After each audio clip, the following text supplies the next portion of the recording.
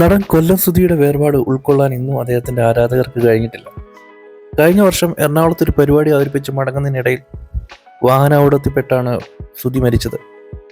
ജീവിതത്തിലെ ഏറ്റവും വലിയ സ്വപ്നമായ സ്വന്തമായൊരു വീടെന്ന ആഗ്രഹം ബാക്കി വെച്ചായിരുന്നു സുധിയുടെ മടക്കം. പല അവസരങ്ങളിൽ ഒരു വീടിന് വേണ്ടിയുള്ള തന്റെ കഷ്ടപ്പാടുകളെക്കുറിച്ച് സുധി പങ്കുവച്ചിരുന്നു.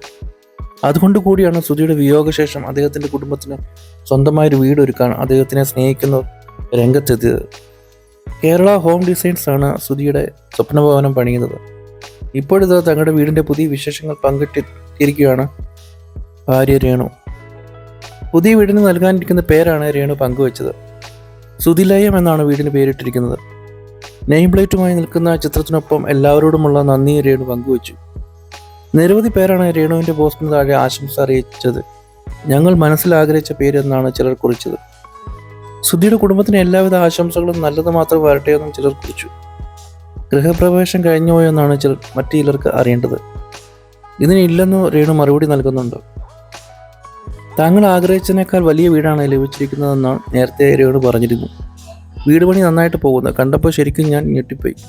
ഇത്രയും വലിയ വീടാണോ നമുക്ക് കിട്ടാൻ പോകുന്നതെന്ന് കണ്ട് ശരിക്കും ഞെട്ടി. നമ്മുടെ മനസ്സിലൊരു വീടുണ്ടല്ലോ, അതിലും വലിയ വീടാണ് പണിയുന്നത്. എന്നെ സംബന്ധിച്ച് സ്വപ്നം കാണാൻ പറ്റാത്ത വീടാണ് അവർ തരുന്നത്. വീടിന് വേണ്ടി ചെയ്തവരോടൊക്കെ നന്ദി മാത്രമേ ഉള്ളൂ എന്നായിരുന്നു രേണുവിൻ്റെ വാക്കുകൾ. കേരള ഹോം ഡിസൈൻസ് എന്ന ഫേസ്ബുക്ക് കൂട്ടായ്മയിലെ അംഗങ്ങൾ ചേർന്നാണ് സുധിക്ക് സൗജന്യമായി വീട് വെച്ച് നൽകുന്നത്. തൃക്കടിത്താനം ഗ്രാമപഞ്ചായത്തിൽ മാടമ്പള്ളിക്ക് സമീപം പ്ലാത്തോട്ടം കവലിലുള്ള 7 സെന്റ് സ്ഥലത്താണ് വീട്. ബിഷപ്പ് നോബൽ ഫിലിപ്പ് അമ്പലവേലിൽ ആണ് വീട് വെക്കാൻ സ്ഥലം നൽകിയത്. സുധിയുടെ 2 മക്കളായ ഋതുലിൻ്റെയും രാഹുലിൻ്റെയും പേരിലാണ് സ്ഥലം രജിസ്റ്റർ ചെയ്തത്. അപ്പോൾ ഈ വീഡിയോ കണ്ട എല്ലാവർക്കും വളരെ നന്ദിയുണ്ട്. എൻ്റെ ചാനൽ ആദ്യമായിട്ടാണ് കാണുന്നത്. എൻ്റെ ചാനൽ ഒന്ന് സബ്സ്ക്രൈബ് ചെയ്യണേ.